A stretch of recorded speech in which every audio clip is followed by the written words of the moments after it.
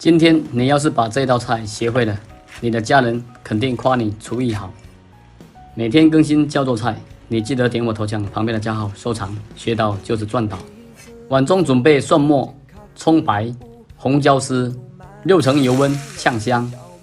蒸鱼豉油、芝麻油、陈醋，调成白粥酱料。锅中烧水，下油是为了增亮菜肴的色泽，加盐可以给菜肴提前入味。过水的蔬菜基本上都少不了这个步骤。水烧开后下生菜。录制教学不容易，点个爱心支持一下吧，感谢哦。烫了30秒，变成翠绿色，捞出，沥干水后直接装盘。酒店的厨师为了保持翠绿色，会冲冷水，你不要去冲冷水，不然不健康哦。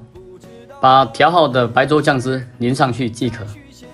不要忘了，主页每道菜都很详细，总有一道适合你，不要错过哦。